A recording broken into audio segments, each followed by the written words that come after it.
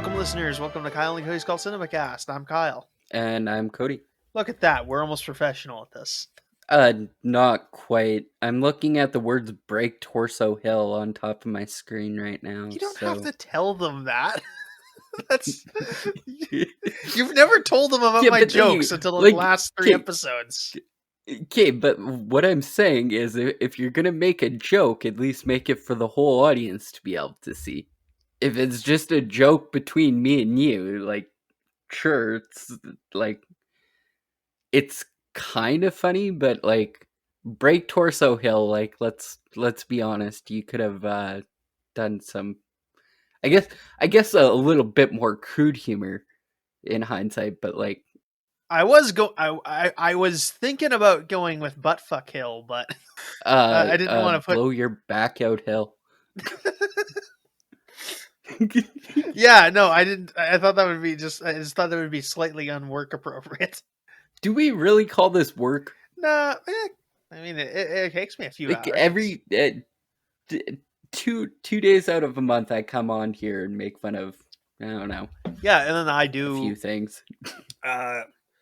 Probably a couple hours editing for each of these, so it's like a third of a job. It's a little bit of work. Yeah. Anyway, sorry for the delay. We're doing finally getting to Brokeback Mountain, which Cody thinks I reference a lot. I think we've talked about it a lot more on the podcast. Yeah, than I guess. It's not the least mentioned movie. I don't think we granted, it hasn't been a one-off mention, but yeah, I guess. And I mean, it's definitely the month for it. Yeah. So, yeah.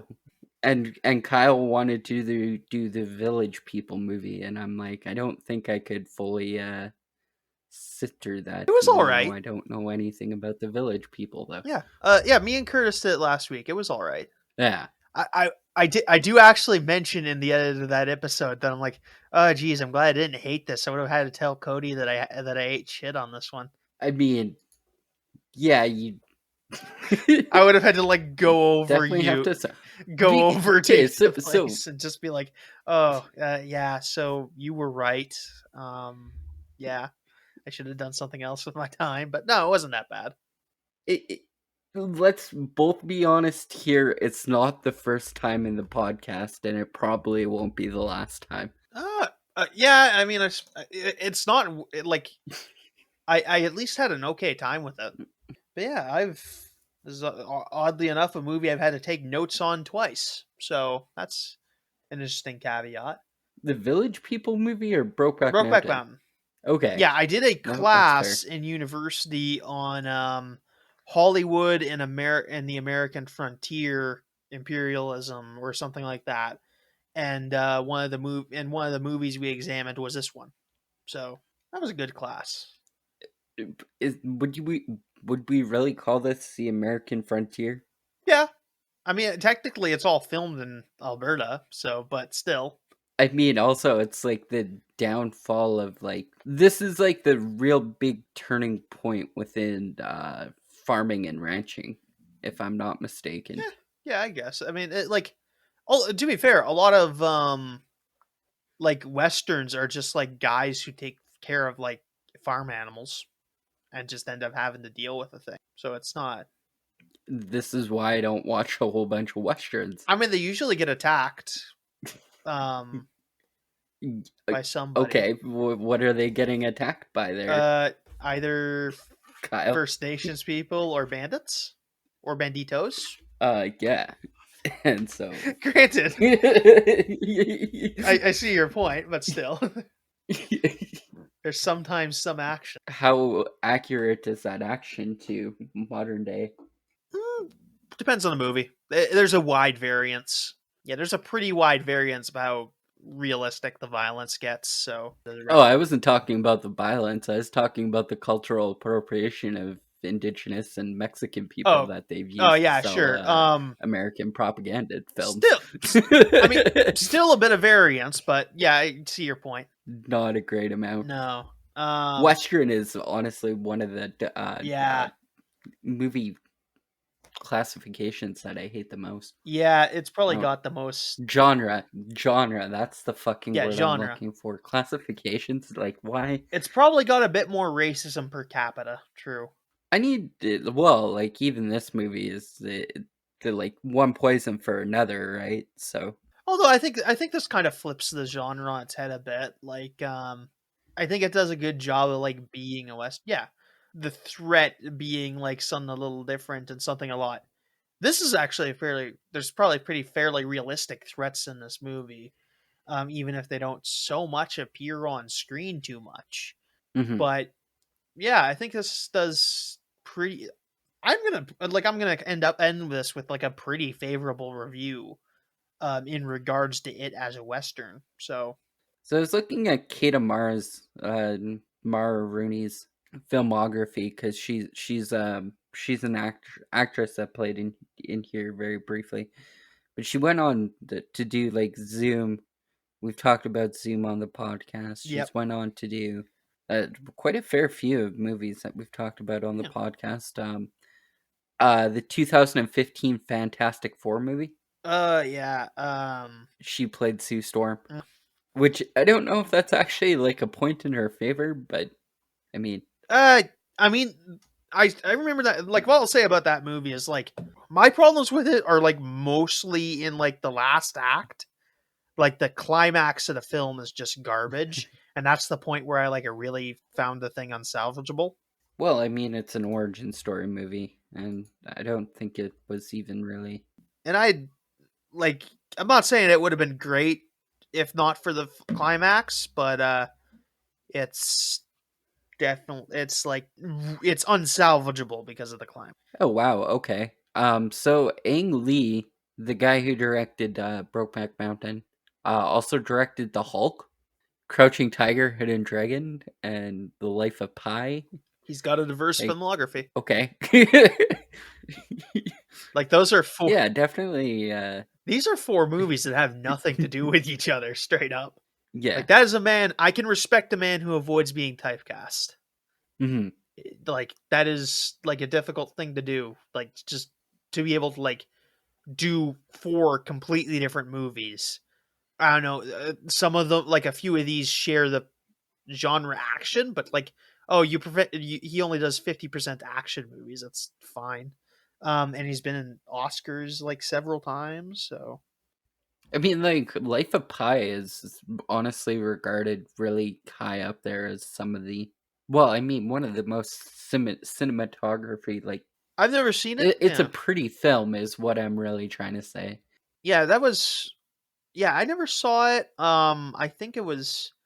Some people did it did it in school, not my class though. So that was all right. I don't know. Well, it's borderline about cannibalism, right? Oh yeah, I mean, I'm surprised I haven't I watched it think by we. I accident think to that point because I stumbled into a lot of cannibalism stuff by accident, which I don't know what to say about that, but I like, don't either. It, Netflix just knows what you're about. Well, no, this isn't Netflix. This What is I was saying. like I know like actual facts about cannibalism practices, and like I have no idea why. I don't seek them out. So, so one thing I learned though is you can't consume human flesh of any sort. How so?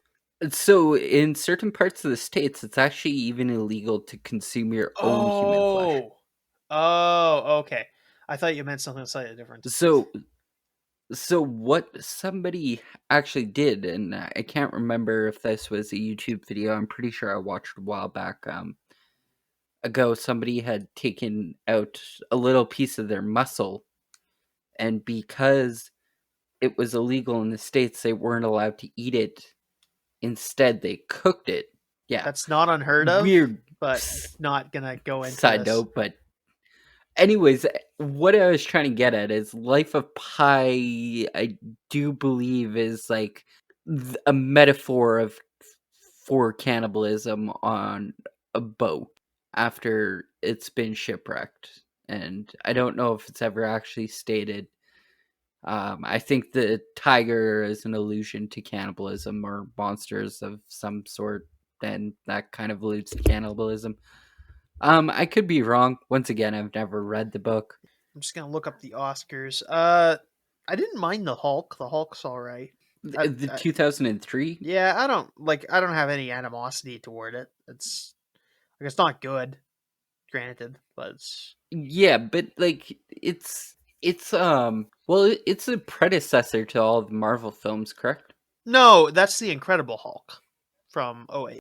That's supposed to be in canon So with the MCU. so which one is the 2003 version? Just the Hulk. It's the one with the very green. Okay, but who had the rights to that? Uh Or Columbia did totally. Marvel just Okay. eventually? No. Columbia or whatever totally has the rights to the Hulk. They can't do a single Hulk, like a solo Hulk film. They can just use him in the Avengers. Oh, Yeah.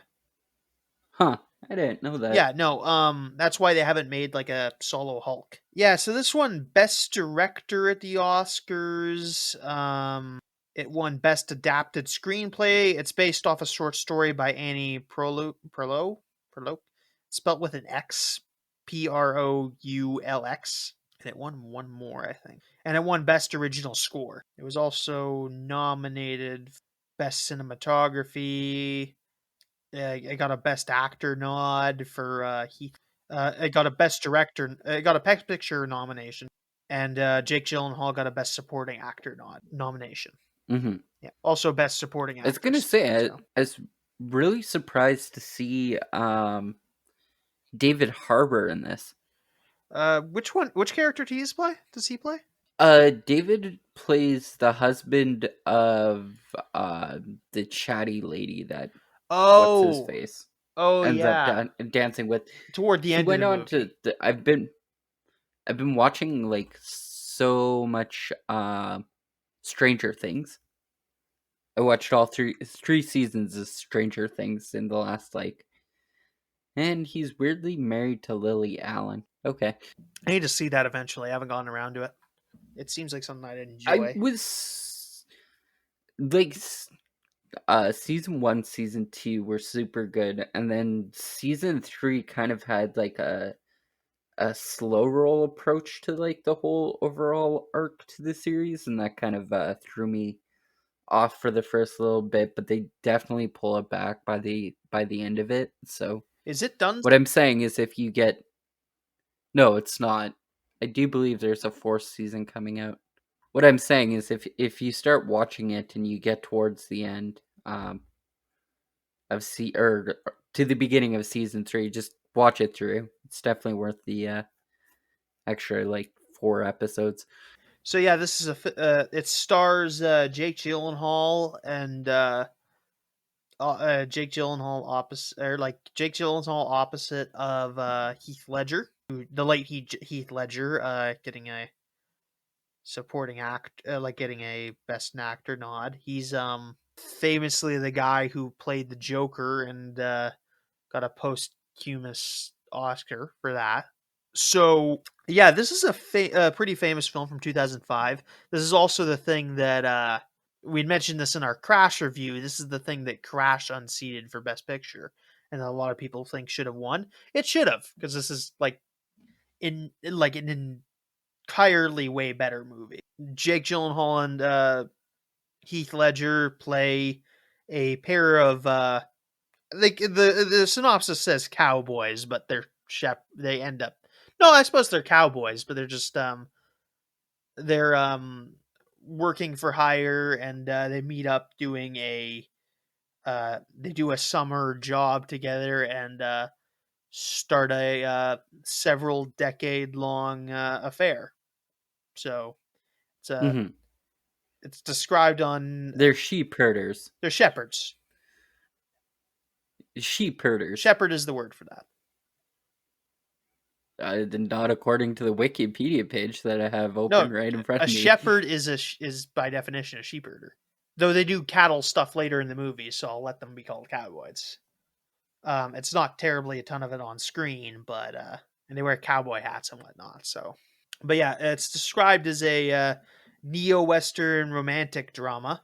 Yeah, it's really good, and yeah, exploring the relationship between these two characters in a era that is very obviously hostile to the LGBT at this point in time, and in like an area of the country where it would be especially hostile.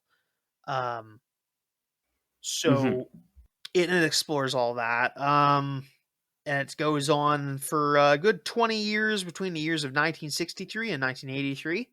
So yeah, a lot of stuff going in the background that kind of affects the plot of this movie, but it's just really good at exploring all that. And we've talked before about how this is like a movie that taught a lot of like this is why media uh what's the word I'm looking for? Representation is important, is because this movie taught a bunch of people that gay people could be in love and weren't and it would experience life in ways atypical of what they might see on TV as a joke. So this is a culturally important movie for a lot of people, and it's signaled a turning point for uh, gay and queer cinema. So that's important, and yeah, it just shows a lot of different sides of all these characters and how they live and whatnot. And yeah, there is some weird, like some stuff I we talked about. There's some discussion about whether these characters are gay or bisexual. The people who know more might be able to discuss that more than anything. I wouldn't like feel qualified to definitively make the statement that they're one thing or the other. I will say that they're not straight, which is a weird thing for that some people feel. Like they're like obvious, like you'll see these characters and they display like different. You could argue. I think you could certainly argue that they have different sexualities. One might be bisexual. One might be wholly gay. One might, and the more complicated matters of this. Gyllenhaal um approach that in a 2005 interview described them as actually two straight guys who fall in love, which yeah, I don't buy that for a minute. That's such a 2005 thing to say.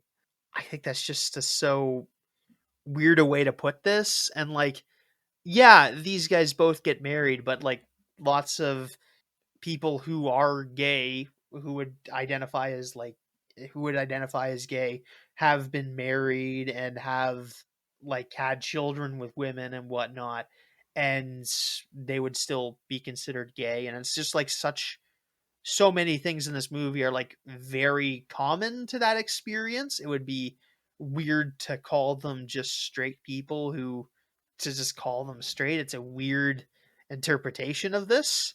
And I mean that's why you sometimes hire gay people to do these things. And I don't know if the writers I don't know the screenplays by Larry McMurdy, and sorry, by Larry McMurdy and Diana Osana, where he adapted the screenplay. Yeah, no, the one guy who adapted the screenplay seems to be straight. Annie Prullo, checking on her. Sorry, I'm taking a while googling this. I should have looked at it earlier. I can't find anything about Annie being gay or bisexual or queer or anything. So yeah, there's not a lot of doesn't seem to be a lot of gay people in the writing staff. Zhang Li? I don't actually know. Checking that. He's married to a woman, a microbiologist, Okay. with his wife Jane Lynn. Okay. Yeah, so there's not a lot of gay people on the writing staff, which I mean certainly That nowadays, we're aware of. yeah, that we're aware of. And that certainly nowadays would raise a lot of eyebrows, but I mean, look, it's not great, but they did get some of this out there and did open the door for a lot of people to break in later. So there's that. It's just not something I'd necessarily encourage for people who I have gay side characters in my work that I'm working my novel I'm working on. I'm gonna have gay sensitivity readers for that, or gay sensitivity reader at least for that. So it's not something doing this sort of thing in 2021 wouldn't be something I'd recommend, but it's something to keep in mind. And they do I think a pretty good job.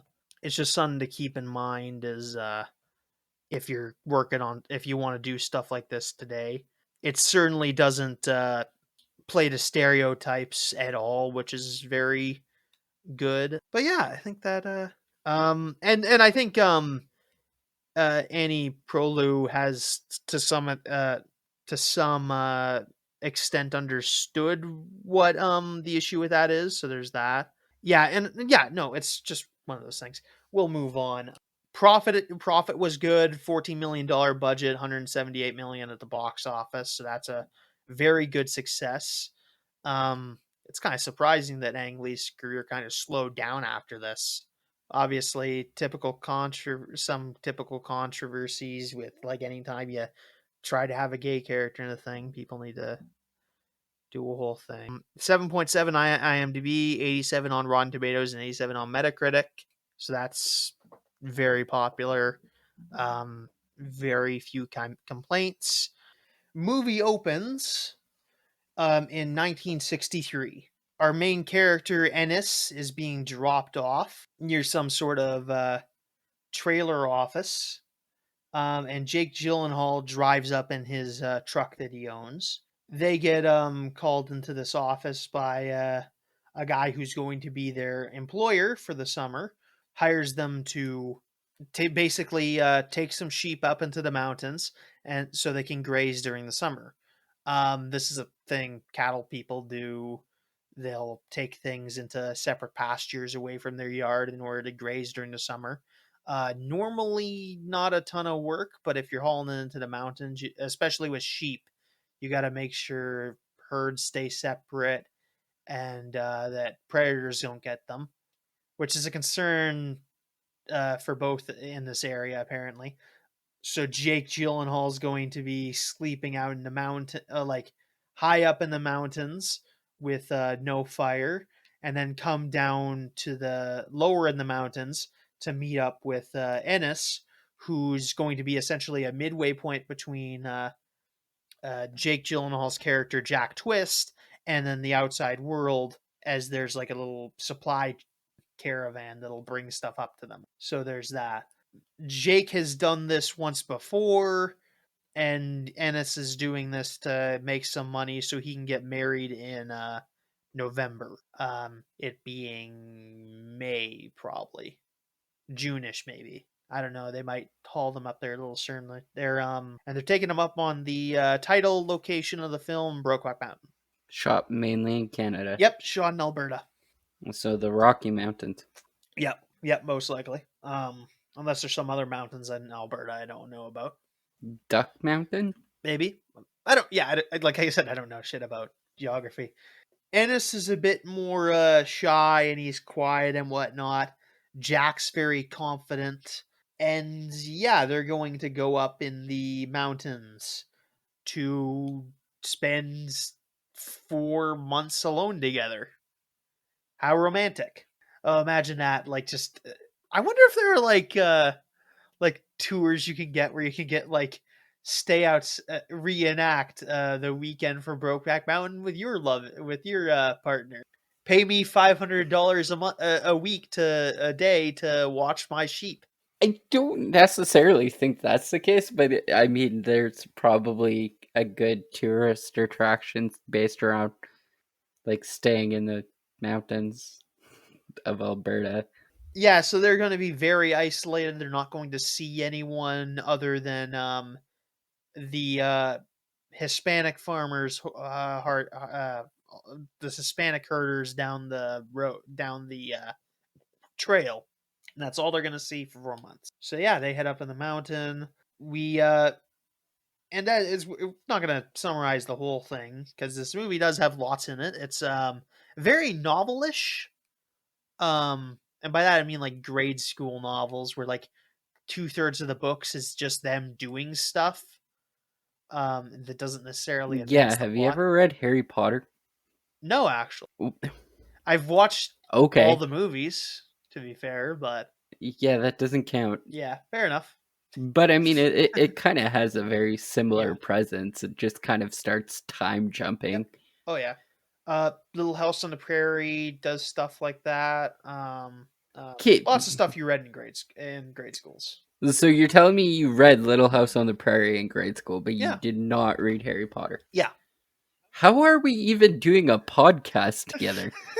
I mean, I was busy reading all like 20 of the Legend of Drizzt books and 10 of the Dresden Files books. Also, lots of comics. Yeah, but like, I don't know, I can never get into Drist, so Yeah, I mean, I get it. There's a lot of it.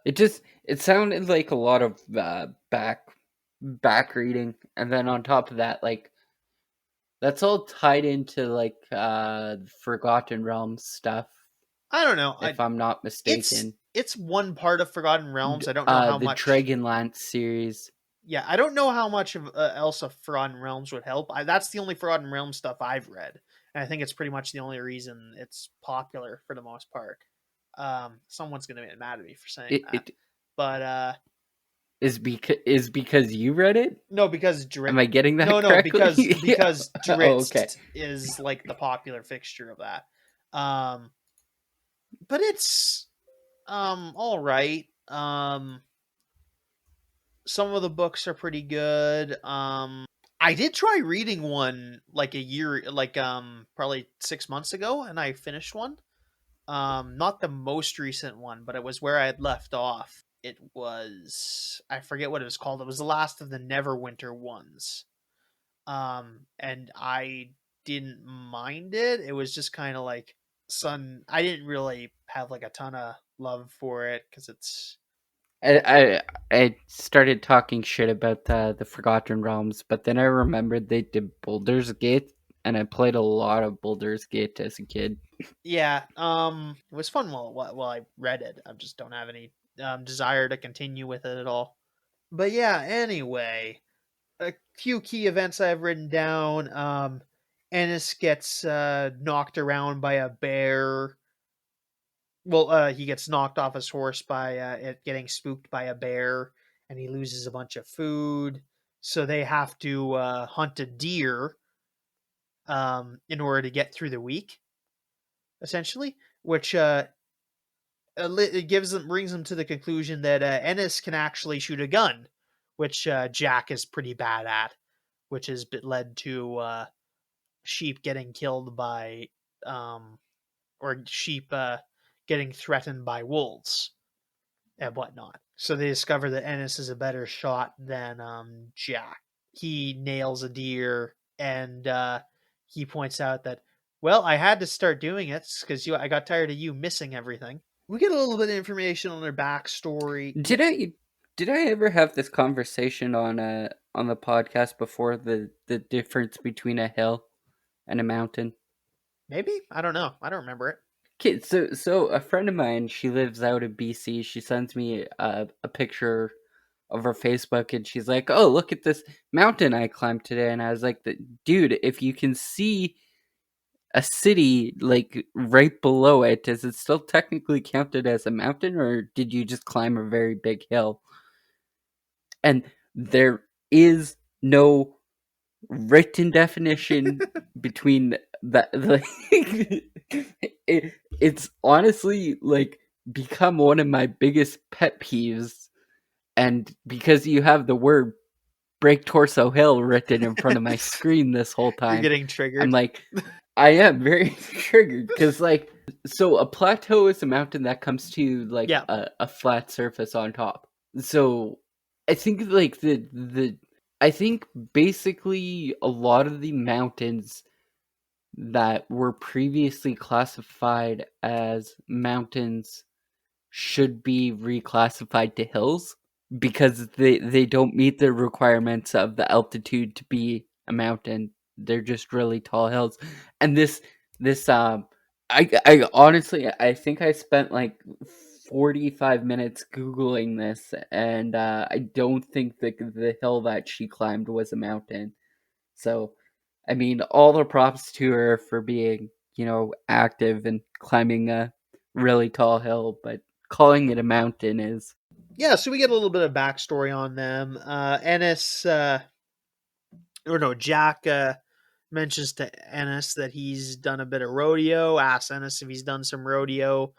Ennis hasn't done much, partially because Ennis's dad always said that the rodeo guys were a bunch of F words or F slurs, which this movie's I think allowed to say, kind of, even though I don't know that there's too many gay people involved in it. So maybe it's a bit iffy on that. I'll let it slide this time, I think. Not that I have that authority. No, I don't have that authority. That's right. Anyway, so they have a bit of a laugh at that. Jack's mildly jokingly offended by that, kind of. He's just like, "Oh yeah, I'll just jump around and make a fool of myself for a little bit. And that's a thing." Yeah. Yeah, so there's a bit of that. Jack gets really drunk one night on some whiskey and has to stay at the base of the hill. Ennis lets him sleep on the tent, and he's going to sleep outside, but he gets really cold. So Jack invites him into the tent, and then they have sex in the tent. Were they just supposed to fuck outside? Like, No, no. I mean, why the did the you entire sound? premise of Why did this. you sound so shocked when you're No, like, and then they fucked in the tent, and I'm yeah. like, what? Okay, I mean, I was it's like, cold outside, yeah, they Kyle. They couldn't. need to. No, because I was doing like a whole thing. Anyway, moving on. So yeah, so that's the beginning of their 20-year affair. Kids, so do you think as a podcast have we've covered anthology, like we've done Driving Miss Daisy, and that's theoretically a longer basis for a movie than this, but this is probably a very close second. I don't think we've ever done Oh, in terms of covering a certain amount of time. like, yeah, like, so a timepiece essentially. Like Driving Miss Daisy might have covered a little bit more. I think they were a bit longer in that. What maybe? Yeah, it might have been 30 in that. I forget, but I don't think it could have been too much longer because she was in her 60s in the at the beginning of that movie, and she ended that in maybe I guess in her 90s. That's possible. So 1943 till about 1963, 66. okay, So I mean, oh, similar-ish. 1971. Okay, yeah, so a bit longer, 25 years ish. So yeah, I don't know. They definitely go about it in different ways. This movie certainly has to. This movie's mostly just based around meeting up with them maybe like once a year or so. I think they have like there's maybe a 4-year time skip, though not really because they do stuff in those years. Because I think there's maybe 4 years or something between the end of this job and their next meeting. But I think that after that, it's just like pieces like a year at a time. Jack heads up to oh no, Ennis runs up to the mountaintop to find one of the sheep has been killed by a wolf or whatever. So their little tryst cost them an animal. Sure. Yeah. So that's a In thing. theory. In theory. Yeah, there's that could have still happened while he was sleeping maybe. Although he might have heard it, there was a better chance of it. So this is maybe something we'll touch on in a little bit, but how hard is it to actually prove that you stole sheep from another farm? Um, I'm not actually sure about sheep. Because I mean, I know you're a Yeah, rancher, yeah, but but you do cows, and you normally do cow. tags through the ears. Yeah, you can easily have 4 forms of identification on a cow. I don't know about sheep. Um, Okay, Yeah. But like the only markings we see are like a dye on the back in the shape of a letter T. Yeah, and that would be easy to like tear off, but yeah, and Mm-hmm. especially 1960, I don't know, like technology's like advanced a lot in farming actually. People don't like realize it, but yeah, I don't it'd be fairly different back then. I couldn't speak to it too much, but especially I don't have any shepherds in my family really. I don't think grandpa ever had sheep. Okay. Yeah, so I wouldn't know that for sure. I know people with sheep, Mm-hmm. not nearly as much, mind you, but little pains in the ass they are. Always getting out of the. I shouldn't say this. They still live next to these people. I shouldn't be complaining about their sheep. I doubt they listen, but Let's be honest, they're out of our like 99 downloads in Saskatchewan. I don't think your next door neighbors no, are exactly I doubt they know. tuning in on a weekly basis. Yeah, I doubt they know. I don't have them on Facebook or anything, so That's not very neighborly of you. I don't have anyone on Facebook. I just have my entire Facebook is like a few friends and then like a big list of people my cousin allegedly provided to me when I signed up for the service. And that was a pretty unreliable list because I think it was just like I just had like suggestion from the one cousin. I just started clicking it until like 2/3 of the way down. I'm like, I don't recognize some of these names, and then I stopped. Now that doesn't make any sense, but my name starts with a B, so they're in alphabetical order. So it's a bunch of people with my last name. So I just clicked, yeah, add. So because it was like 90% cousins. So I was just Mm-hmm. so that led to some awkwardness. But anyway, so they talk a little bit about that. They don't really do too much about that. They do make out a bit more later. Um Sometime later, the boss catches them making out in the hill through binoculars. He has come up to the mountain to inform Jake that his uncle is dying of pneumonia. Pneumonia. Yeah, right? Yes. Yeah. For some reason, I thought syphilis there for a No, second, and I syphilis way definitely different. knew it Yeah. wasn't No. syphilis. Oh, Um yeah. No, I'm yeah. very much well aware of Yeah, this. nothing he can do about it. So he ends up staying, and it's implied by the boss that he should stay if he wants to keep his job. So I mean the boss is a big dickhead. Like he's straight up, he's a massive asshole. It's mentioned at the beginning of the movie that he blames Jack. He gave Jack a bunch of shit because a bunch of sheep were struck by lightning last year, and gave him all shit for that as if it's his fault. Which sometimes animals get struck by lightning. It's nothing you can do about it.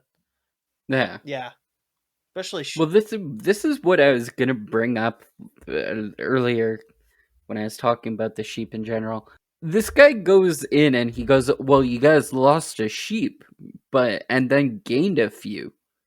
And I'm like, "Why the fuck are you bitching?" He's like, "You guys are by far the worst shepherds I've ever seen, but yet somehow I've gained sheep." um, you can cause that can cause problems for you though, because like the other herd's going to be Such short sheep. as, Well, the Hispanic guy's herd is going to be short sheep. yeah, but you could just be like, "Well, maybe you're a really shitty sheep herder and lost some sheep somewhere." There is registration to like prove this. This could be problems for him long run. How? It's Yeah, you 1963. still have paperwork saying how many animals you have, Cody. Yeah, but like, okay, so I come in and at the start of the year and I have 50 sheep. Yep. Okay. I lose 2 sheep. Yep. Do you think I'm going to go in and do up more paperwork and be like, yeah, I've No, lost no. 2 sheep this Dude, year? it's not the sheep losing the sheep, it's the gaining the sheep that causes the trouble. Cuz you can How does the cuz how do the Hispanic farmers know how many sheep the other farm has? cuz they're missing sheep and they didn't find any dead bodies lying around all summer. Yeah, but like, I mean, okay, all summer might be arguable, but like, my counter argument to that is the Hispanic people were there too. They could have caught on that they were missing sheep just as much as the 2 American guys. I mean, you still like, It's as yeah, much as their fuck up as it is theirs, right? yeah, I guess, but still, there are plays this could get complicated for him. Also, to be fair, also third point, he is revealed throughout the movie to be like a massive homophobic dick. So Yeah, like yeah, there's no like doubt in my mind that he's like, well, you guys definitely shit the bed on this job and you should never come work for me again. Was just like a definite cover up for the fact that he watched you guys maybe kiss for like 3 seconds out in a field once. they were rolling around on the hill. To be fair, but still, like not obviously what he did was wrong, but they were making out pretty thoroughly on the hill. I don't think there's much of Hmm. ambiguity you can string from that. And but yeah, like it is confirmed later on that like Jack will come back to work there next summer, and the boss will just be like, "I don't have any work for people like you." Yeah, some other stuff happens. They get buried in the snow. They get hit with a bunch of hail. This is when theirs and the Hispanic farmers herds get mixed, and that causes the confusion we've been talking about for the last little bit. Because of the hail, they're gonna have the the animals brought down early, essentially in order to short the sheep out. They'd have to chase them back up, but yeah, that actually Ennis is pretty pissed because he's losing a month's wages. You'd bring down the animals in like September. It's maybe August sometime, which is bad. They wrestle, and Ennis ends up punching Jack in the face, and he wait, no. Who gets punched in the face? Who bleeds? Uh, Ennis does. Yeah, Ennis bleeds. Yeah, he bleeds all over his shirt, and Yeah, Jake Gyllenhaal punches Heath Ledger in the face, and then Heath Ledger punches Jake Gyllenhaal in the face back. so yeah, that happens. Ennis reports that one of his shirts went missing. Interesting. Yeah, Yeah, no idea what that's about. Certainly yeah, not. that definitely wasn't for sure. Yeah, no. And certainly his good friend Jack doesn't know anything about that. So yeah, then we pretty much end up with Ennis cries in the alley a bit.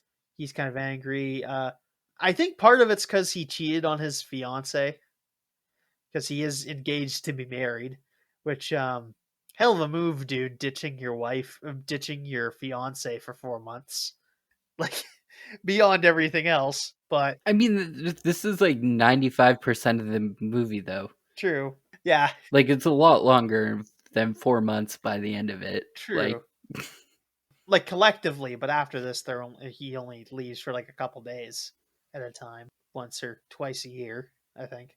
So yeah, he gets married to what's her name? Elma Elma. Senior. Yeah, Elma Senior. I fucking hate the idea of naming your kid after yourself. Yeah, it's not my And I'm biggest pet really peeve, but glad that it's yeah, gone out of fashion. yeah, it does happen a bit. My grand, normally it's like the first kid, but with like my dad's side of the family, it's actually the last kid who got named after his dad because I guess they ran out of names, which might literally be true. Because Yeah, but like go even deeper past that. Like instead of calling you Kyle Jr., he should just call you Kyle the Second. I guess maybe. It sounds a lot better. I mean, Less conceited, at least in some accounts. so yeah, he gets married to Alma. They end up having a couple children together and live on a farm for a little bit before moving into town above a laundromat, and he ends up becoming a farmhand for a guy, or a ranch hand for a guy. Jake, in the meantime, he came back for work. This is where he gets told he can't work for the guy anymore. A lot of whispering in these scenes, which is a thing I don't care for. Like particularly emphasized in like a scene where like Alma and Ennis are talking and they're whispering the entire time, which is just a thing I hate in movies. It's because their kids are in the other room and they don't want to wake them. But shit. Okay, so I know what you're saying because I had to turn on the subtitles for this scene, but the first like I don't know 2 to 3 minutes of this scene was shot with fucking Elma sitting there and hand washing clothes in an old timey washer machine, which really just resulted in her sitting there banging for like 2 minutes while trying to have a conversation with Heath Ledger. Like you should have went for like a completely different creative direction with this whole entire. So Jack, in the meanwhile, has gone to gone on the rodeo circuit. He is bull riding. He's not great at it. He gets ends up getting saved by this rodeo clown, which I mean, that's actually what rodeo clowns do. They're meant to keep the bulls away from the guy who got, or the bull, or I guess the horse, away from the guy who's been bucked off the horse, so they don't get trampled to death, which happens in rodeo. So, in order to show him his appreciation, he tries to buy the rodeo clown, a drink after the rodeo, kind of hitting on him, and the rodeo clown tells him doesn't take his drink and like warns him off, maybe suspecting something, who knows. But yeah, he's actually someone points out that he should try calf roping, which he can't afford a calf roping horse, which is fair. And we've seen him like do roping earlier in the movie, which, so he's at least competent in that, but who knows, that's also fairly a very difficult thing to do. To my knowledge, I don't know how to lasso. Just not something I'm practiced in. So I was curious to see just exactly what like professional bull riders normally do. And an average bull rider averages out at 5 seconds. Yeah, no, it's a quick, tough sport. He did 3 seconds on the first one, and he did 5 seconds or 6 seconds on his next one. And the goal is to make 8 seconds. No idea what. That seems like an arbitrary amount of time, but I don't know. I think it. I was reading about it, and I'm pretty sure it has to do with the bull's adrenaline. Okay. It might be after. So Yeah. after 8 seconds, it loses Okay. Yeah. some of its That makes sense. potency. True. And like after that, you'd be going for a really long time. Okay, gotcha. So after a while, Jake or Jack ends up hooking up with a barrel racer after he actually manages to make a to keep up with a bull and impress her, and they have and they hook up. So yeah, they end up having sex in the back of her car, and she gets pregnant, and they get married late after that. So that's a thing. She's actually her name is Lorene. Her dad is a farm equipment salesman, which is a big deal in rural areas. It doesn't sound like a big thing, but this is also like probably maybe when farm equipment starts to get real expensive too. Farm equipment's fucking expensive, guys. It's not cheap at all. Like it is like a to get it like a decent bit of farm equipment is like a regular tractor is maybe like a really good car. Yeah. Depending on what you're buying. She's played by Anne Hathaway. So yeah, that's a thing. Her dad hates Jack. I mean, I can't imagine why, to be fair, but yeah, I guess we'll talk a bit about their sexuality situation. Jake, I don't like we don't get to see the start of Ennis and Alma's relationship. He does point out in Ennis loses his virginity to Jack, which is a thing to note. So I don't know how any of that works, to be fair. I don't like I don't know how to put this, like gay, like as far as gay people engaging in straight sex goes. But yeah, I think like you could argue that some people do argue that Jack is the quote unquote gayer of the two, I don't know that that's a distinction worth making. Mostly because A, I don't know if it's technically true, and B is because, like, what does that mean? Sorry, what did you say? I just kind of zoned out there for a second. Like, some people argue that Jack is the quote unquote gayer of the two characters. I don't know that that's it, and that I don't know that that's a distinction worth making, or even what that means, to be fair. Yeah. I mean, I wouldn't say it's a competition. I think No. that's probably a bad way to go about things, of having how gay you are being a thing. It seems like toxic, like quote unquote borrowing from toxic masculinity traits or whatever, about it being the most straight or whatever. Just seems like you're transporting that. Yeah, and like there's so many like people we would know to be gay who have had like children with women and have had like long lengthy gay relationships, especially like in the of that older generation, which these two would be. Hmm. This is a more than common experience. So I wouldn't say like it'd be, none of this makes them, like, disqualifies them from being fully gay. Like, again, like a lot of this is like limited by like, I don't know that either of us knows what it means to be bisexual or gay, so it's mostly our speculation. We're just trying to be as respectful as we can and like discuss the matter because it's something you gotta talk about a bit. But See, I don't think you actually like. I don't think you need to put a definitive no, true, terminology to it. It's not necessarily the case of the purpose of the film.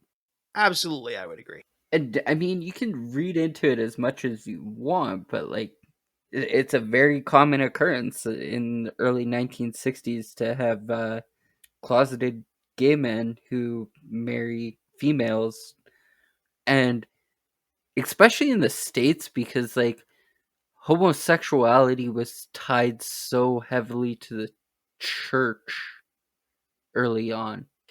I think, yeah, Anti-homosexuality, should you sorry, should is say, what I yeah. should clarify.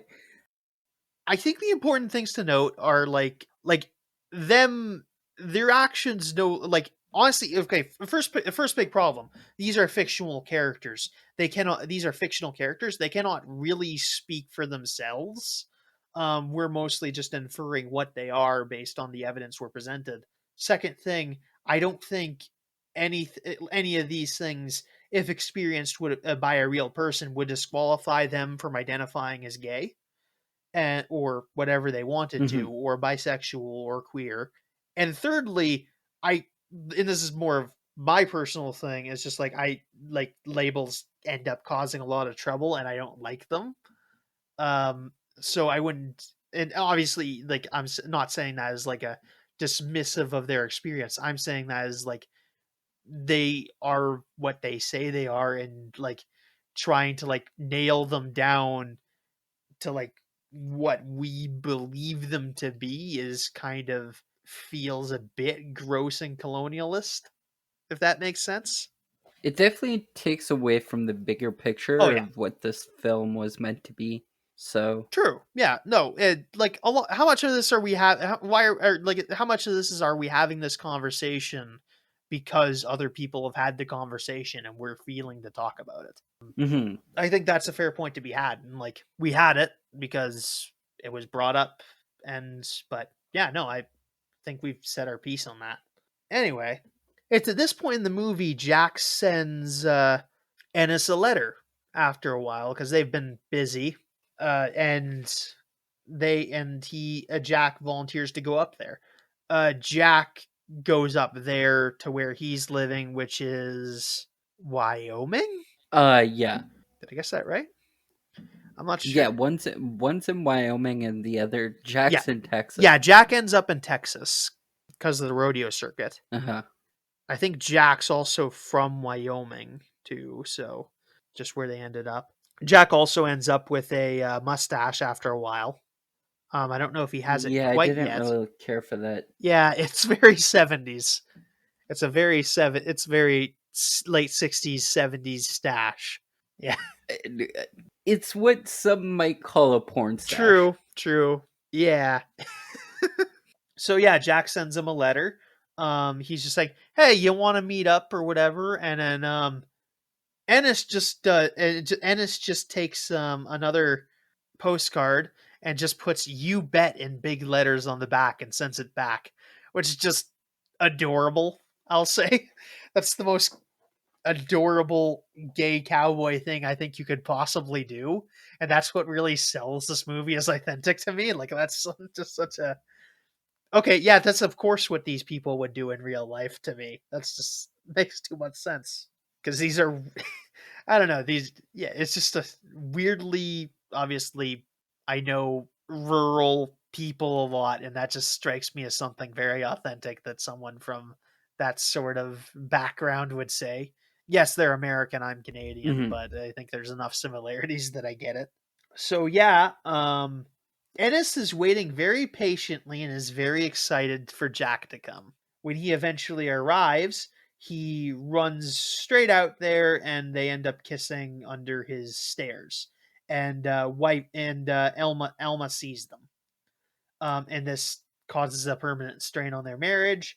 They go out for drinks. They go out for drinks in quotes and end up in a motel where they catch up. Also in quotes. Yep, also in quotes. They're wearing their wedding rings during all this.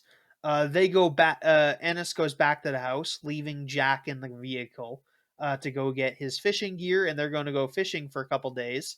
He's taking a day off work, which is really pissing the wife off because he refused to take a day off work earlier in the movie and stuck their kids with her in the middle of her workday, causing some problems.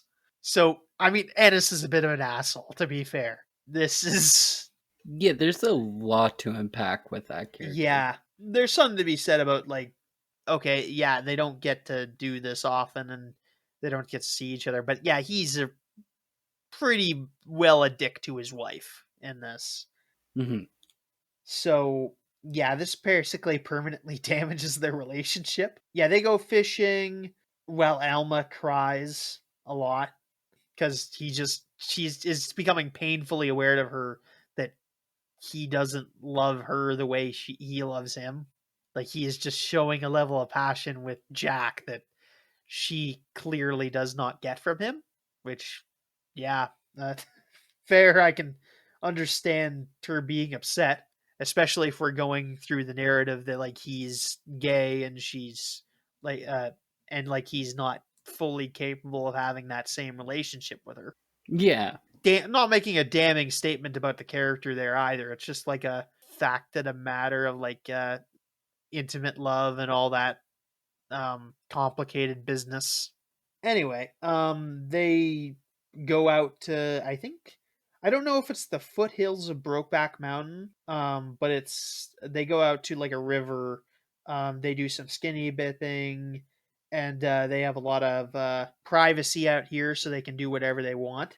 Jack brings up the idea about them getting a place together, ditching their wives, and having a little ranch or whatever. Ennis shoots that down and relays a story from his youth about two evidently gay men who were living together and had their own place, just much like Jack is describing, and how one of them was lynched one day, and his father showed him the dead body. Oh, he wasn't even lynched.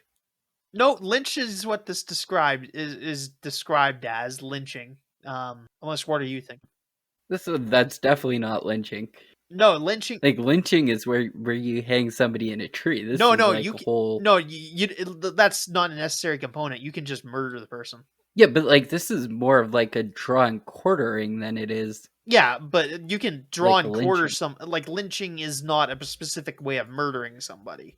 I always thought lynching just meant hanging. Nope, no, it's like a prejudiced mob Oh, killing. okay, yeah, no, of a Yeah, mob killing yeah. somebody, especially by hanging.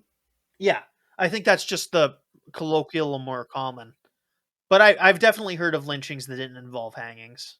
I think it's just like a common thing, but fits the definition anyway. Yeah, and Ennis points out that yeah, for all I knew, my dad did it himself, and I'd say he probably did, because what other kind of psychopath shows their kid a dead body? But yeah, so the thing is he brought up the fact that his parents, like one of their parents was a Protestant and the other one I do believe was a Methodist. So two like heavily Catholic sects, if I am correct. Not as well. Protestants, like you can a Methodist is a type of Protestant. You can be like there's Protestants, which would be like most Christian denominations that aren't like Catholic or Orthodox, and then there's like older sects that aren't too common nowadays, but those are the big three sort of things. And a Protestant can be anything really. Protestant is just like your religion emerged Well, from like regardless, yeah. I'm assuming their views on the LGBTQ in Oh yeah, 1960s, true. like three, probably not super promising. More I like don't think 19 there was like given the timeline, more like 1950s is when this stuff would have happened. sure. So what war were they talking about though in the beginning? Oh, they were talking about Vietnam. You were talking about Was it Vietnam? yeah, because they I thought mentioned Vietnam started in the 70s. nope, 60s and 70s. It was long. This is Um, why I don't fucking take history. kind of 50s, but that's beside the point. Yeah, That wasn't when the drafting was happening. But yeah, that's Ennis. I think Jack had pointed out that like, hey, I'll be here next summer unless the draft gets me or the war gets me yeah, but why wasn't Ennis drafted? or either of them. I don't know. I don't know enough about the draft to like tell you exact reason. It might have been because they were agricultural workers, which can sometimes get you out of it. I Sure, think a lot of it is targeted toward non-essential personnel because you can get out of a draft because you're an agricultural worker. Because like farmers don't get drafted in like the 20th century context as much. Like the I don't obviously I don't know much, but the urban and the rural relationship with the draft is a bit different just because there's more farming and that's deemed like a necessary worker as part of the war effort because you need people farming in order to feed the soldiers so they don't want to uh, like undermine the war effort by taking away all the young men from that area. Anyway, but yeah, they're referencing Vietnam. I think also if maybe if you were on, I don't know enough about it to make any more statement. I thought the Korean War was actually Korean War is predated the. Korean War is 1950s. Okay, that could be pretty accurate then. Yeah, I don't know that the Korean War had a draft either. At least not with the north with the Western armies. I assume. That's all I know is MASH was based out of Yep, the Korea. Yeah, Korean War, but yeah, I don't know that there was a draft for the Korean War. and it's on Disney Plus apparently. Oh yeah, I suppose because I guess Fox maybe owns it or owned it, I should say. Yeah, But yeah, he brings up this story to bring up why they can't be together. It's okay for them to meet like this, and he's absolutely like okay to have this relationship. It doesn't like they don't show any real like I guess a few moments, but they don't show any like real regrets about what they're doing. They're really happy to be together, so there's that. I think in a different world, maybe Ennis would have went with him, but I don't know. Even then, um, I think Ennis at least would maybe stay with Alma, if only to take care of his kids, and only because he points out like Jack gets annoyed about Alma at one point, and he's just like, "Hey, don't get mad at Alma. This isn't her fault because she was there first." So that's a thing. So yeah, and he points out that if they can't fix the world, so they'll just have to stand it. So yeah, it's a very interesting situation, and I kind of it's interesting reframing is like the threats to these two men being kind of like something as savage as a lot of what like the old racist westerns would claim the First Nations were like, kind of like to follow the parlance of the genre. I think there's certainly something to be said about like framing like these violent lynchings as like the untamed savages that are coming for their happiness and livelihoods. I think that's certainly a more accurate, like certainly more historically accurate than like a lot of people have like portrayed First Nations as being that. So I think that's definitely a, in a sense, a interesting way of adapting that facet of the Western.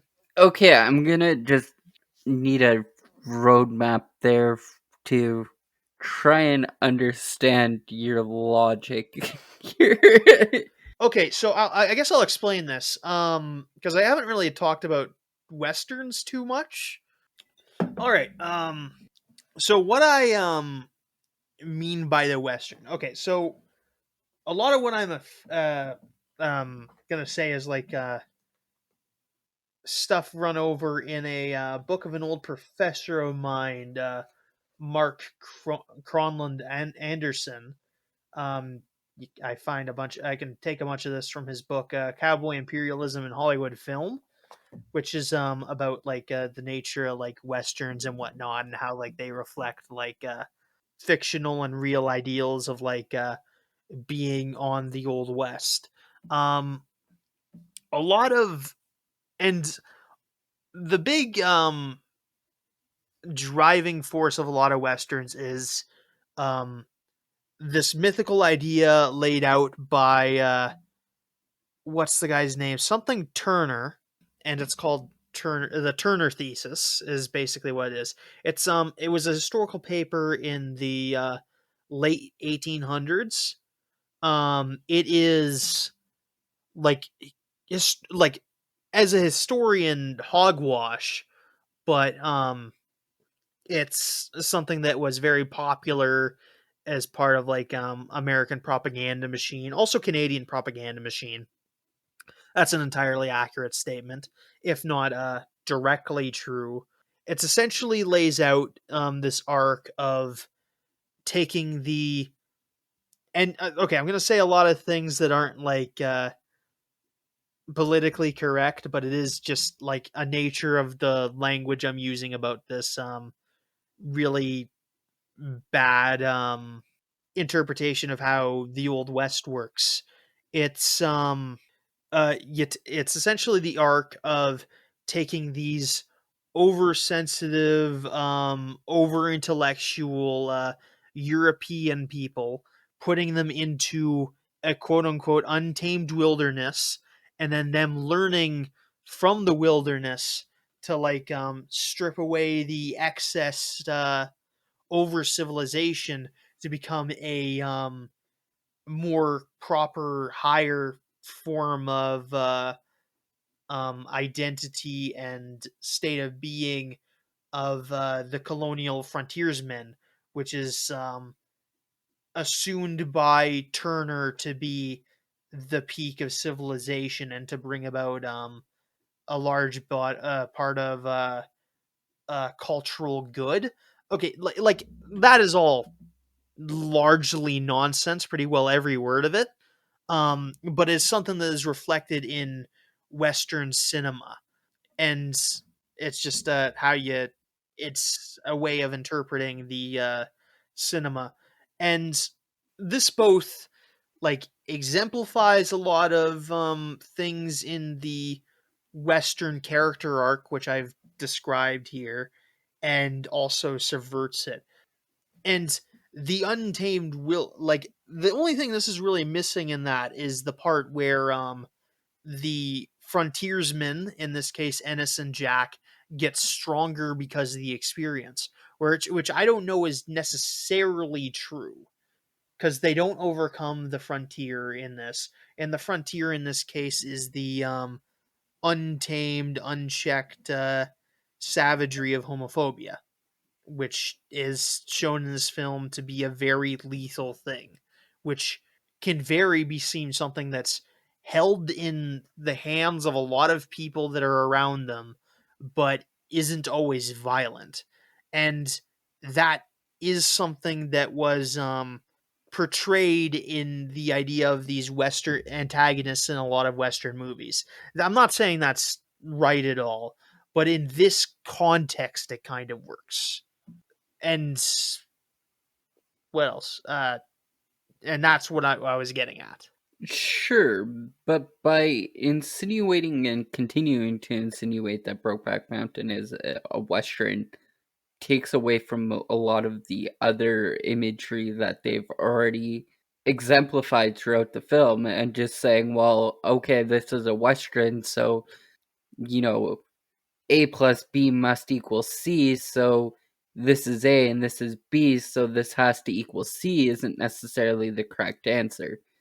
And by saying that, like, a lot of the things he said was, like, blatantly racist, and then on top of that, somehow blatantly homophobic within the same sentence, just because of how you worded it. And it's not necessarily it's a movie that's definitely open to interpretation, but throughout the movie they've been giving like context clues about like, well, like you have to ride a bull for 8 seconds, you have to weather that storm, or Ennis is constantly broke, he's got his own like life struggles going on that go beyond Cushy's life. And like this is early, like not even like this isn't even the groundworks for like 50 years, 60, 70 years later down the road for like gay marriage to even be considered, right? Oh yeah, yeah. Maybe my math's wrong there, No, yeah, you're but pretty well on it. and so once again, I cannot say this is definitely 100% a Western, and I think by trying to shoehorn it in as a Western, you're losing out a lot on the significant groundwork of imagery that was already placed within the film that didn't need to be classified already. Okay, yeah, I hear what you're saying. I think I think the classification of a neo western works good for this because it's a lot of like you said, this is maybe I think definitely you can argue this isn't a western in the traditional sense.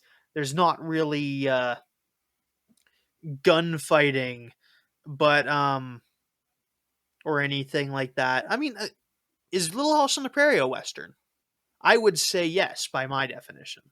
Yeah, but just because like even it goes like way far past that. Like we're not even looking at a general um like traditional what I would call a Western setting. Um, we're in more of the industrial age of like even farming. So just because people are appearing as like, oh, I'm wearing a farmer's hat and I'm a bull rider and I'm a ranch hand, like why do we have to just insinuate that because there's pseudo western vibes going on that it has to necessarily be a western?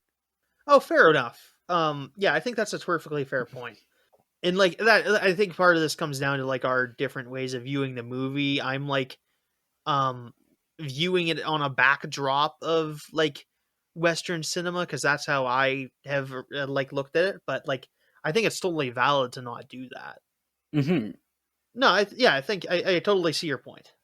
I had more better thought out answers to this like a couple minutes ago, but like yeah, there's definitely Yeah, and a lot of like what I get and out of it and, is and like, you can yeah. definitely see like 2005, even like there was still like huge pushes from this point in time when the movie came out, towards more LGBTQ acceptance later on than like within the like early 1950s is or 1960s or 1970s even like there's still places in the states where gay marriage is completely outlawed, and like looking back on it where gay marriage wasn't like it, it was completely illegal at this point in time.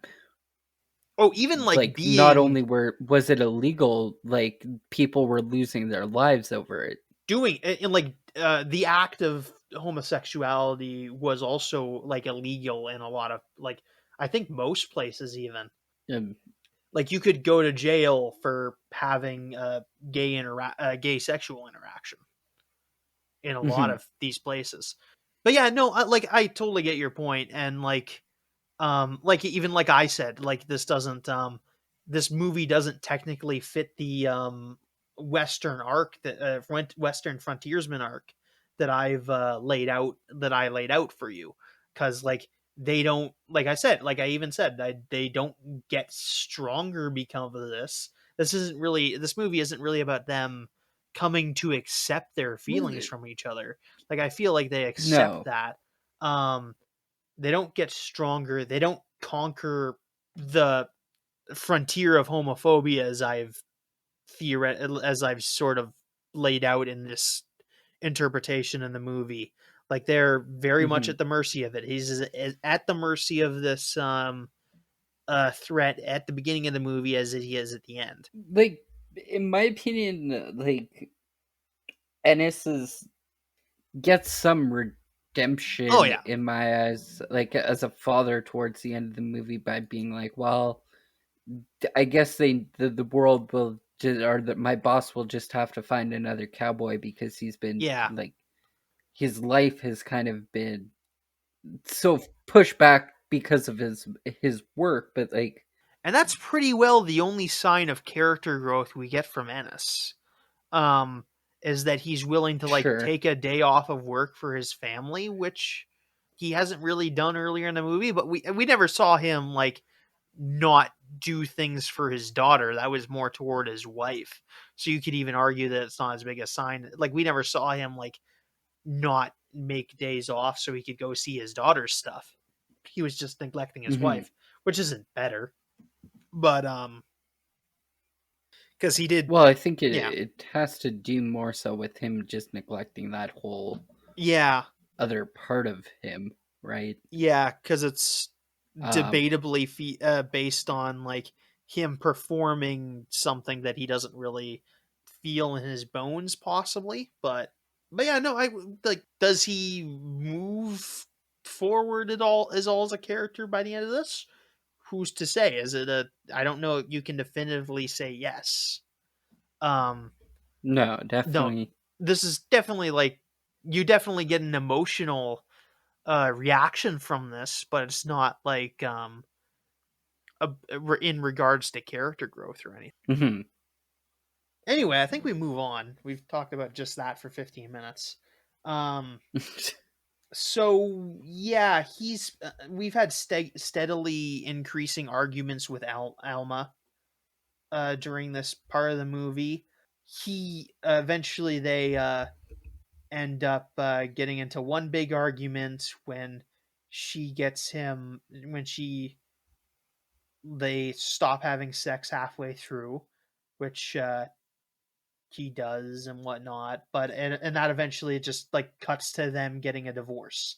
Alma gets custody of the kids, and Ennis gets once a month visitation, and also pays child support. So he's continually broke. So at hearing about this, from a letter, I presume, Jack makes the 14-hour drive up to Wyoming to brings him to like bring up the idea of them moving in together now that he's not in a relationship, which Ennis chews him off because his kids are there, and he basically implies that it's not going to happen. So Jack drives back home and past it to go to Mexico to meet a prostitute. I think I said that right the first time. I don't know why I repeated it.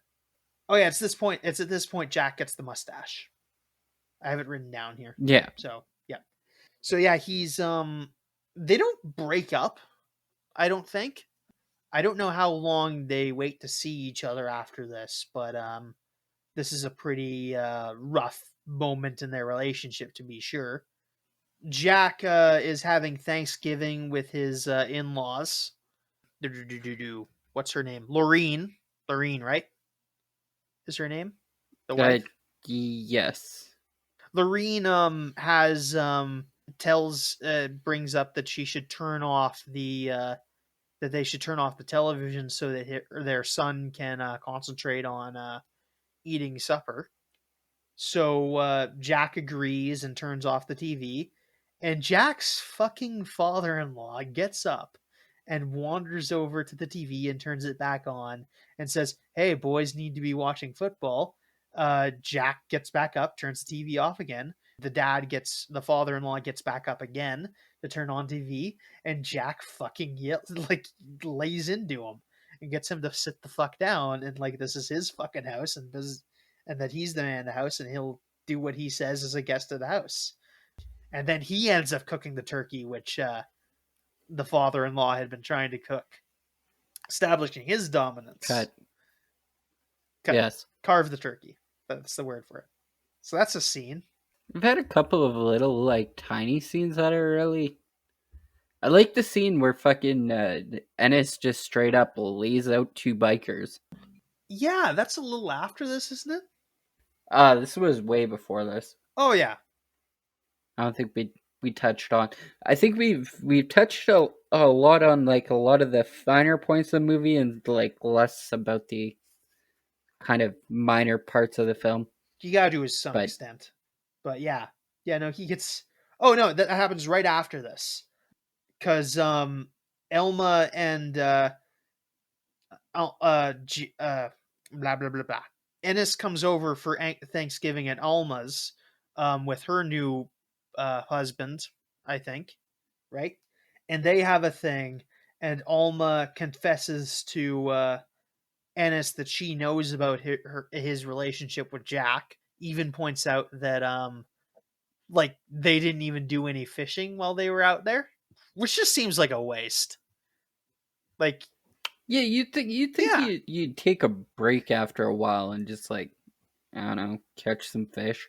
Yeah, that seems like the one thing that's missing while you're going fishing is that you're not getting laid. And they don't have that problem. Like so the problem is, though, it's like, at least be somewhat, like, consistent in your lies. Like, I'm pretty sure you could go down to a supermarket and be like, "Hey, look at this fish I caught," and they just brought a fish home. Even then, are you like, do you not like at all want like fresh fish? Yeah, I don't. I really do. Like, besides booze and cigarettes, I really don't know what their diet consists of out there, because Yeah, they really didn't. they bring a bunch of food from Go home, into, which costs money. Like you're saving money on a yeah, meal. like, I mean, maybe if more than one I meal, don't know probably. what do worms cost, but that's the only thing. Like if that might be, I don't know. I don't know what worms cost in 1975. Probably not much. No, exactly. You could probably save up some costs for your meals there. It just seems like a weird thing that they're like buying all their food for these for most of these trips anyway. Like maybe at one point they did some fishing, but it clearly at a certain point they just stopped doing fishing on these trips, Yeah. or like it's several times it's just not done any. Like I don't know, maybe this is just straight men talking about like why aren't these men like also fishing on their sex camping trip? But maybe this is just a difference in our priorities. But Like, I you should probably just take a break. You, like, hydrate, take some Gatorade, cast a few lines, like for us to be saying this is really definitely hindsight 2020 on a movie, but like honestly, at this point in time, it's kind of on you at this Yeah, no. like It's not even that big a thing. It's like, what, you didn't want to do any fishing? yeah, but like It's so it's not even that he didn't do any fishing. He wasn't even remotely observant enough to like catch on to the fact that there's a note sitting on like a fishing line that I'm pretty sure he was carrying like at least 2 or 3 times in a packing seat. yeah. I don't know that she kept it there for more than one trip, but she definitely says she has it there for one trip as like a test. But still, yeah. So this at that point, he kind of threatens her not to say anything because he has a traumatic experience in his backstory where some people murdered gay people. So he doesn't want that information getting let out because he feels like he's in a very precarious position, perhaps in portion because of his some amount of PTSD from seeing a man murdered when he was a small child that his dad thought was a reason to show him, and that his dad's probably a murderer, and that his dad would probably hate him because he was gay, despite the fact that he's actually dead, and that's not really an issue. So yeah, something's so yeah, it's kind of understandable why he's acting violently toward her a bit. And he barges out of their house or Alma's place, and then goes to the bar and beats up a guy for honking at him. No, actually, he gets his ass kicked in this fight. Oh yeah, he gets his ass kicked too. Yeah. So the fight I was talking about earlier, he just straight up boots some guy in the teeth, and then was like, his buddy was like, "Are you gonna do anything?" And he's like, "Nope, nope, definitely not. I just watched you lay out this guy. I'm not gonna." Oh yeah, I forgot about that.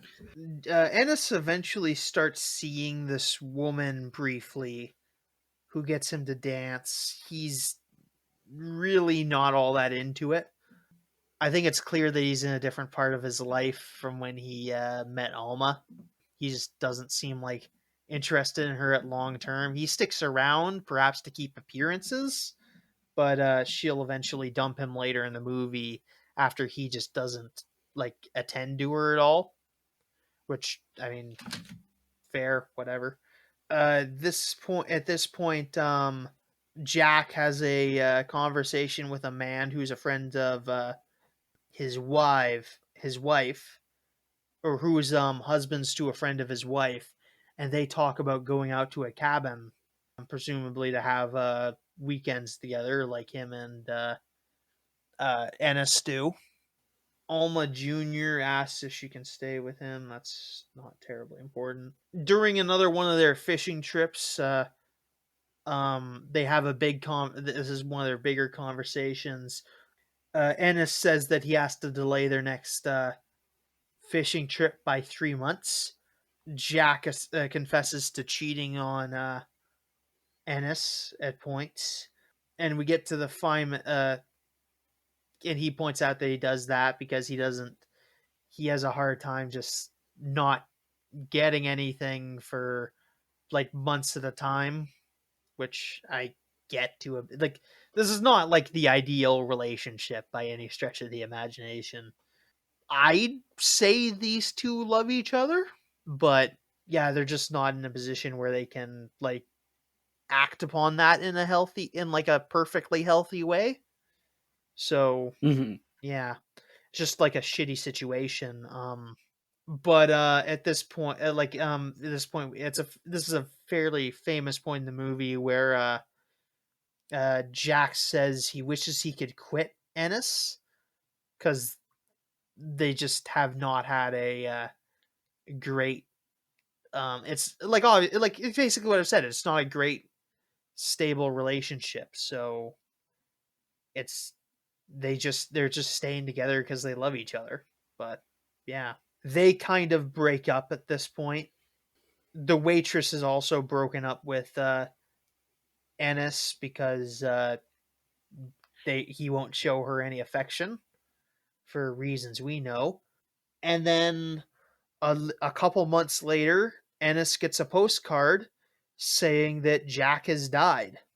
he calls Jack's wife to ask questions, and she talks to him and basically recites his obituary. Like like it is she is reading off a script. You don't see her doing it, but she's clearly like reading off a mental script at least, about stating that he had died after like he had been refilling a tire and the tire had exploded.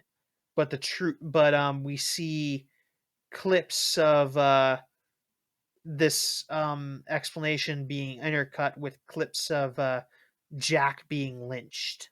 Yeah, I don't know if that was actually ever stated whether or not that was a No, true interpretation of the situation. This is definitely something from Ennis's, I don't want to say true. imagination, but Okay, Ennis's point of view. I think like if it weren't for her performance, like if it weren't for Anne Hathaway's performance in this scene, I'd totally agree with you. But the way she's saying it, it seems like she's like saying something that's untrue. Just the cold, like I don't know that she loves Jack, but Sure. I definitely think there probably would have been a little bit more like emotion in that if she had like been at all like Okay, so shocked so by let it. me clarify on something here though. Jack was also having an affair with who? Um, a friend, Because for Diane's some friend's reason I feel husband. like he was. Well, I don't think that's actually true. I'm pretty sure he was describing to somebody that he was having an affair with the wife of a rancher. No, I think that was maybe, but that could also be true. That could also be a euphemism for that guy he was having a thing with, because that could be saying that Yeah, could be but saying like a I don't think he was talking to any other character though. I don't know, but I think I don't. There, we never saw another woman with him with Jack. Yeah, well, he danced with the wife though. True, but that's yeah, I guess, but I don't think Because that's he was also pointing out the fact that he didn't have a reason to lie to Jack about anything, and he wasn't having sex with Laureen at this point. What I'm saying is I don't think that I think Jack would probably have an affair with a woman. maybe, but it's implied that he's having an affair with that friend of who invited him out to the cabin. Well, that's why I'm so confused. Is I'm wondering if he's how should I put this, dipping on both ends of the same coin here. I mean, okay, here's another possible theory. When they say the rancher's wife, it's not entirely out of the possibility that other guy was maybe dressed as a woman sometimes, because that's not outside of experiences. So they could be saying that as a slur, like saying that the guy who was inviting him out to the cabin was maybe trans or a drag queen or something. Yeah, I definitely don't have any This is all answers speculate. to This this is all question. speculation on my part, but yeah, if like the events we see in the clips are indication, that would indicate a lynching. So, because Hmm. yeah, it's a little weirder to believe that what we see on screen would be as a result of him cheating on his wife with another woman. Though maybe Yeah, definitely. it depends on her connections, I suppose. But I think that's Yeah, but like so the way that I would view a situation like this happening is, why was she so courteous to Ennis at the end of the movie, where she's like, was well, she courteous? Like well, she definitely gave him the address of his parents and were like, yeah, head out that way.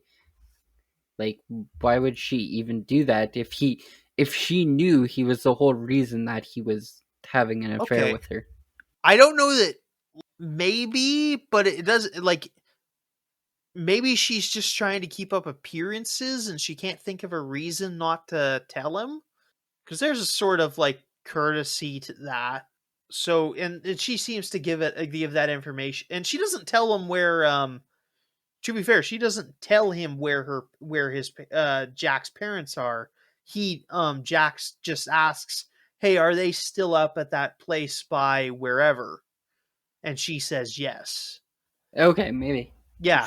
And she just I very just much watched this gives like an yeah. hour ago, but Yeah, and she gives them information about like the I like I said, it feels like she's reading from a script, so she might have just literally read the guy's obituary. yeah. So I don't know if you can truly call what she's doing courteous. Anyway, the next scene, Ennis goes to meet Jack's folks. It's very awkward. Her mom, Jack's mom, seems somewhat. I think they both know some of what was going on. I don't know that they how much of that was spoken, but I think they know that Ennis had some sort of relationship with Jack.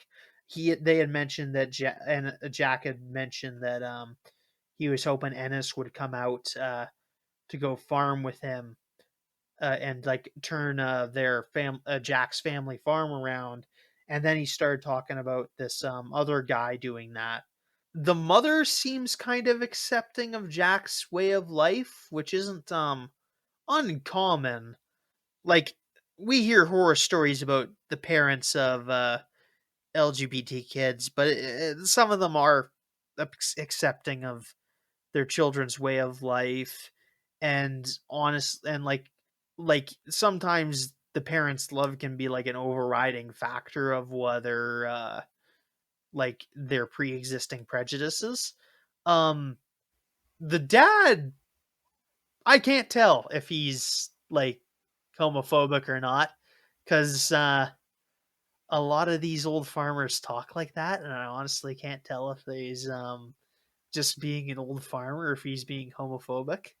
Yeah, he was very like foreboding in this scene, and I just don't fully get where he was like coming from. Yeah, no, it's entirely possible he was just like, "You fucker! You if you had done what you were supposed to, I would have been able to retire by now. You little shit." I think that's entirely a possible interpretation of this. I don't know. Like he clearly wasn't like doing a ton to yeah, quote unquote straightify his son. Ugh, terrible word. But though who knows how much these parents know of what's going on, really. So they Ennis offers to fulfill Jack's wishes of having his ashes spreaded on Brokeback Mountain. Um the parents Jack's father refuses because he's going to be buried on the family plot, which may seem cruel to some people, but you don't always do everything that's in the will. That's just how it works sometimes.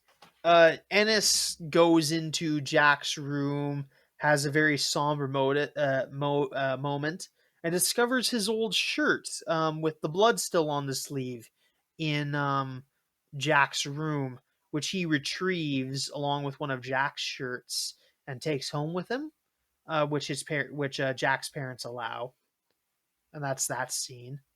Um, the next scene we get is Alma Jr., his daughter, showing up at his trailer and telling him that she's getting married, and he tells her that, oh yeah, I'll take a day off work so I can go to your wedding. And he has a moment where he holds on to the Jack shirt, and that's the end of the movie. So you feel better watching this depressing shit? Better than the village people, probably. Like this is why I didn't want to rewatch the movie. This is a depressing movie. Uh I yeah. mean, I expected them like when you told me this is going to be a depressing movie, I expected them both to die at the end of the movie. Yeah. This is I don't know, sort of worse. Then at least they'd be together. Debatably, maybe. That's a huge leap, but Oh yeah, sure. I'm going by Romeo and Juliet logic here, but I mean, it's realistic. I don't know how realistic the village people was. it was all right. But yeah, this is a very like I just I don't want to watch it again. It's just like such a emotionally taxing film. It's very effective, but it's just like a lot. Yeah, not really a happy ending, more somber than anything. Yeah, this is more about like expressing the emotions of these people than like creating like a big moral statement, but I think that's a statement in and of itself is like having these people's emotions on screen. I don't know. I've said a lot. What are your thoughts? Yeah, I've got nothing. I've got absolutely nothing. Nothing that hasn't already been said, and that's kind of the problem. I've said a lot during the actual review of it. For terms of an actual score for this movie, I'm probably gonna give it like probably a high 9, not straight 10 out of 10, because I don't do that. Because I mean, I do. I'm giving it a 10. so the reason why I'm not giving it a 10 out of 10 because of a couple of like glaring plot holes. I mean, like Ennis could have just completely avoided a divorce halfway through this movie. One of like Hathaway's lines of like there was an argument about the condom, and she's like, well, I'll have him if you just support him," and I really like that line.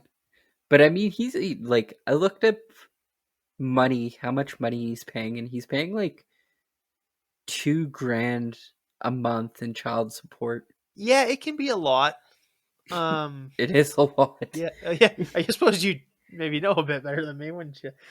But I think that might be more of a states thing. I'm not absolutely Yeah, 100% sure the on that. laws are different, and it depends on stuff and like how much I suppose you were making before. But I don't know how much farm hands get paid. not enough to do the Okay. work or to deal with farmers or animals Yeah. or any of it. They should probably be some of the richest men alive if we were paying them based on how hard they work. But I'm just biased, of course. Oh, definitely biased. Oh yeah, no. Particularly pay It's like me. yeah, but that's like a slumlord like being like, "Oh yeah, we should definitely be taxing those or charging those people more in rent because you're the person that I mean, not necessarily gaining money, you're kind of just not losing money because you're paying a farmhand at their current rate, which, in all fairness, I do believe I've seen anywhere between like 16 and $22 an hour. I could be wrong about that, but I think that's for type ordeal Yeah, stuff. it's hard work. Room and Um, board sometimes. I mean everything's hard work if you think about it. Anyway, yeah, no, I've said my piece. I could probably be talked down to a 9. I've said some pretty reasonable things that maybe I should give it a 9, but that's what I've committed to 10. So In all fairness, I did say a high 9. yeah, true, true. It's Like 9.5 and upwards. So not like completely without a heart.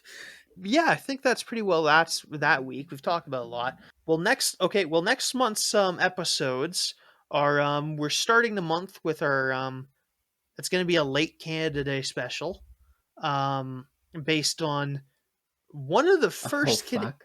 yeah, one of the first Canadian horror movies, The Mask, not Jim Carrey. This is way older than that. Yeah, because we've already done the sequel to that. We've already done the Son of the Yeah, Mask. this is a different mask. I'll send you a picture of this, but I got this on Blu-ray, I think. I'm 95% certain you've already sent me. Yeah. Anyway, and then the second episode will be my first pick for the